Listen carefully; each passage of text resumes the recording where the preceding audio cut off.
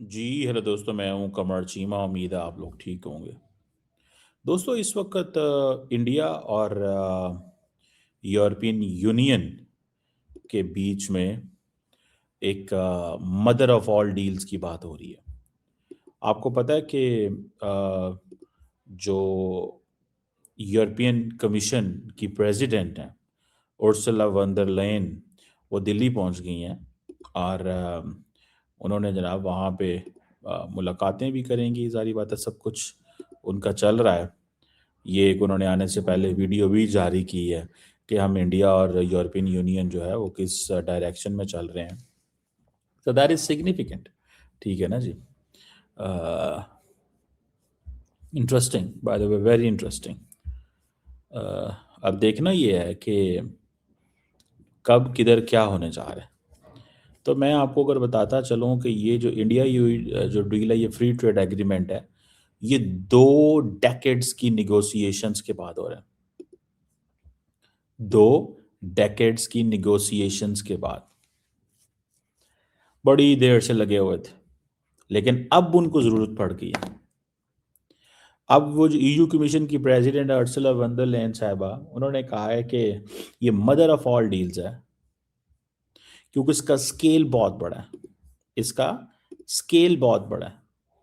इसका इतना बड़ा स्केल है, इतना बड़ा स्केल है कि बेसिकली तो इसमें कम से कम 2 बिलियन लोग इन्वॉल्व हैं, वो कह रही हैं।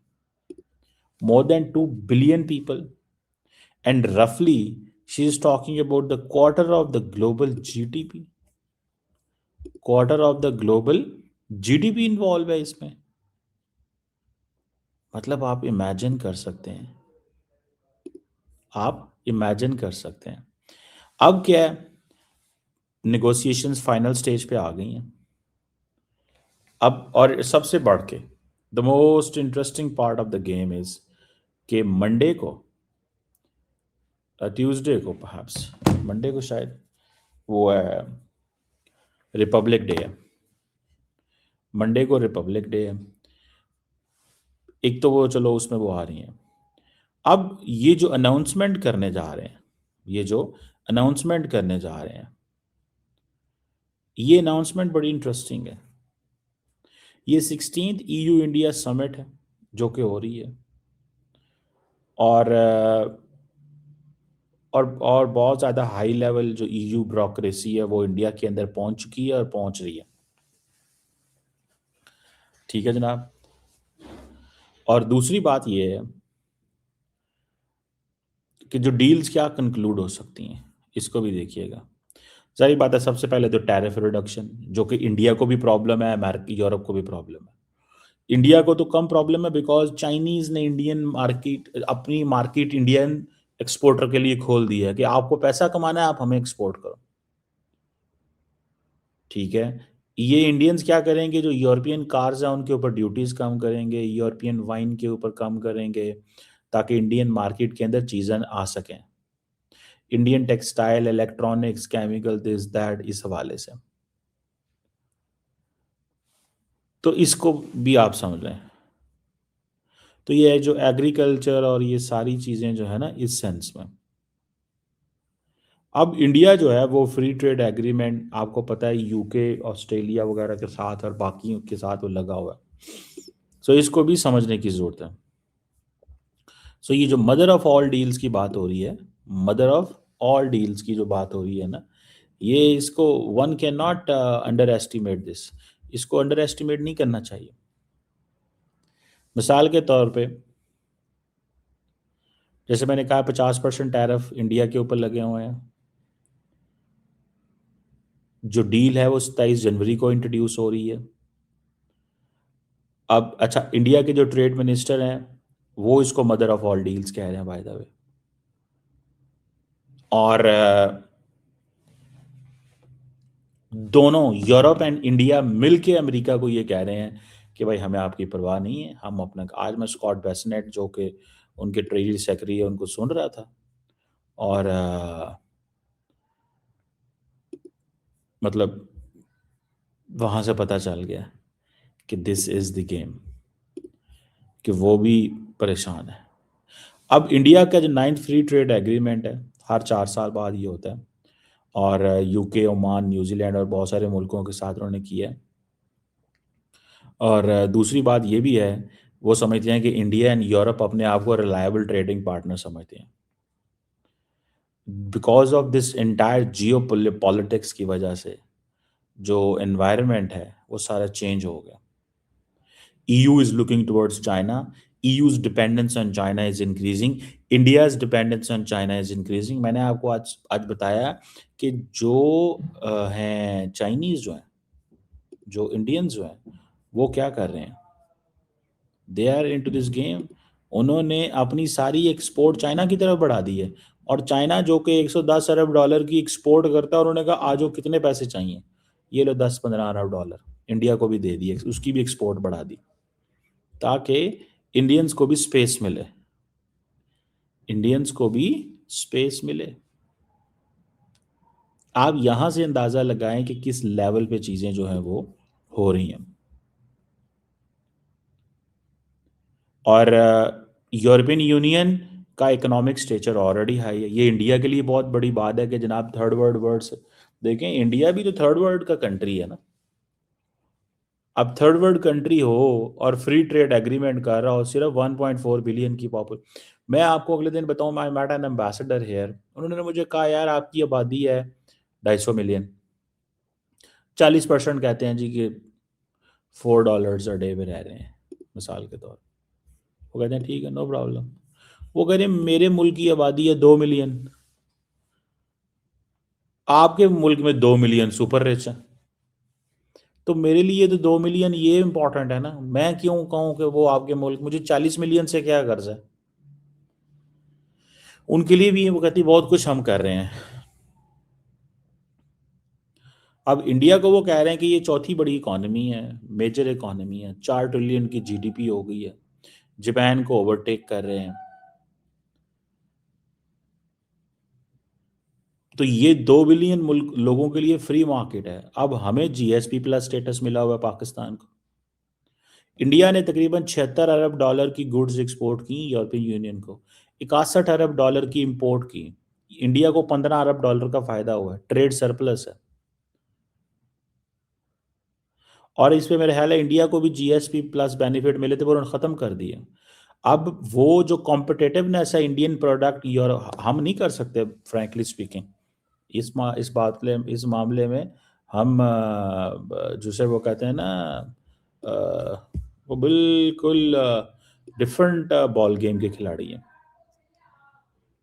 हम बिल्कुल डिफरेंट बॉल गेम के खिलाड़ी हैं सर, इस चीज़ को ज़हन में रखिएगा। हम बिल्कुल डिफरेंट वो गेम के खिलाड़ी हैं।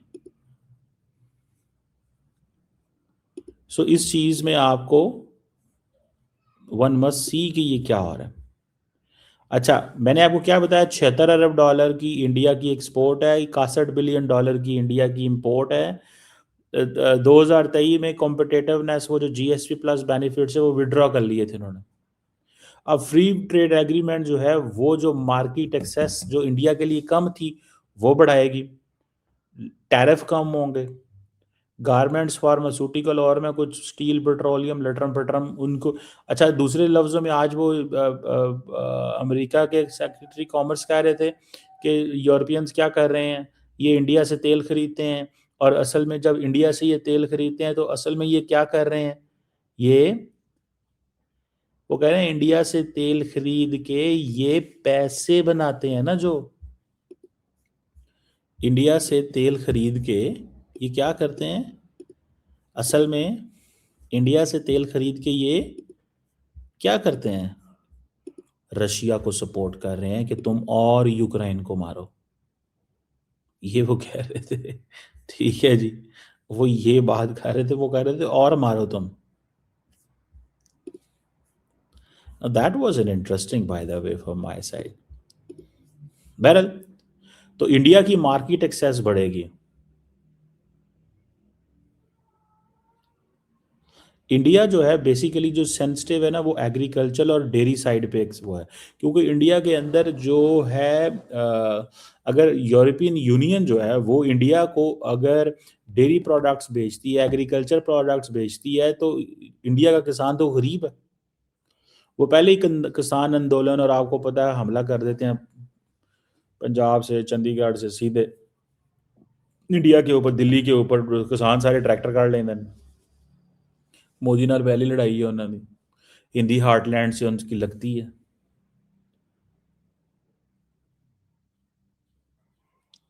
तो इस चीज़ को भी हमें थोड़ा सा वो देखना है। That is what Indians are looking कि यार ये काम ऐसे नहीं हो सकता। तो ये जो जियोपॉलिटिकल जो tectonic plates of global politics हिली है ना, इसने इन सब मुल्कों को करीब कर दिया। इंडिया के लिए, इंडियन इंडस्ट्री के लिए भी तबाही है, क्योंकि इंडियन इंडस्ट्री के लिए ये तबाही है कि जो इंटेलेक्चुअल प्रॉपर्टी प्रोटेक्शन है वो यूरोप के लिए that is a major issue. ये डाटा प्रोटेक्शन चाहते हैं, पेटेंट राइट्स जो होते हैं आपको पता है वो चाहते हैं, उसके ऊपर बड़ा पेटेंट्स के ऊपर बड़ा कंट्रोल करते हैं।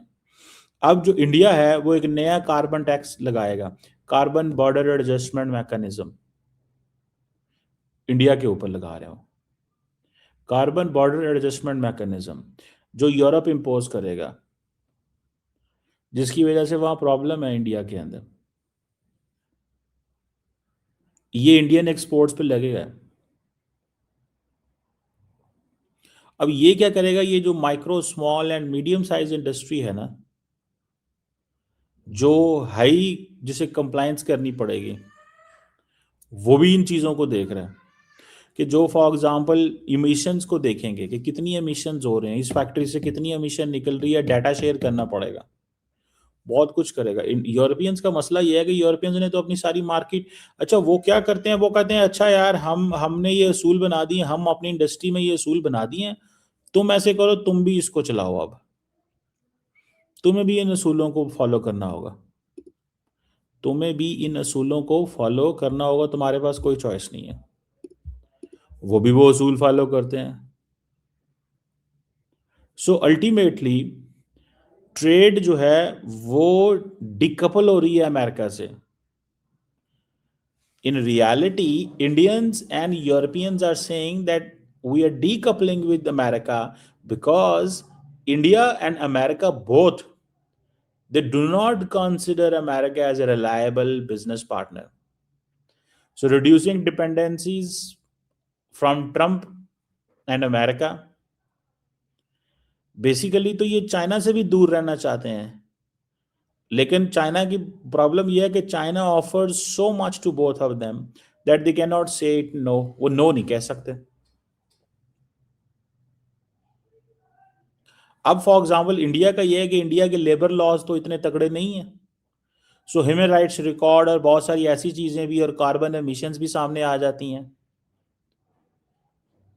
सो अब इंडिया ने दूसरा ये भी कर दिया है कि खुश करने के लिए उन्होंने तेल भी थोड़ा कम कर दिया, 25% 20% कम कर दिया। अब वो कुवैत और ब्राज़ील से ज़्यादा ले रहे हैं।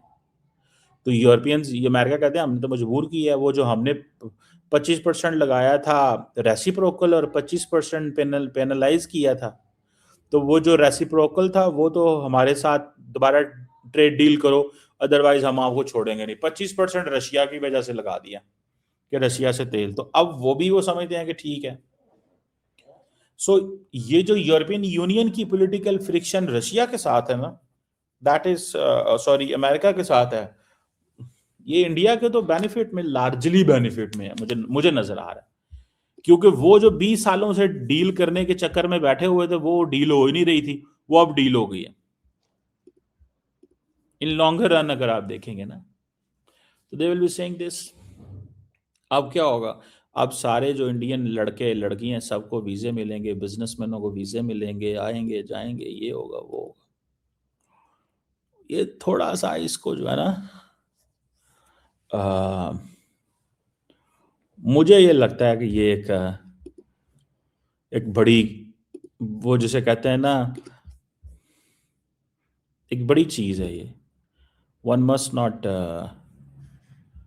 इसको वो उस एंगल से नहीं देखना चाहिए। मुझे ज़ाती तौर पे ये लगता है, मुझे ज़ाती तौर पे ये लगता है कि that is this is going to be a lot of अब एक बेनिफिशरी होंगे ये इंडियंस एंड ईयू दोनों। लेकिन अमेरिका ने इन रियलिटी यूरोप और इंडिया को इकट्ठा कर दिया, चाइना और यूरोप को भी इकट्ठा कर दिया।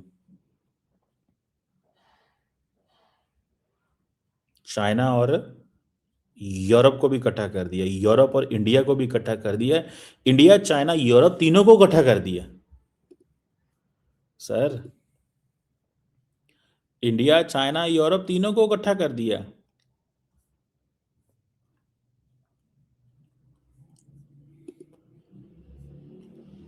इन तीनों को इकट्ठा कर दिया, उन्होंने कहा आ जाओ पाइन, ये लो मौज मारो, ये लो मौज मारो।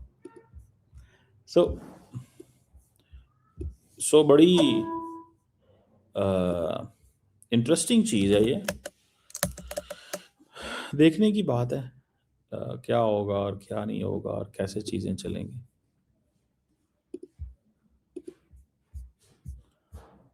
आगे देखते हैं मामलात किस तरह चलते हैं।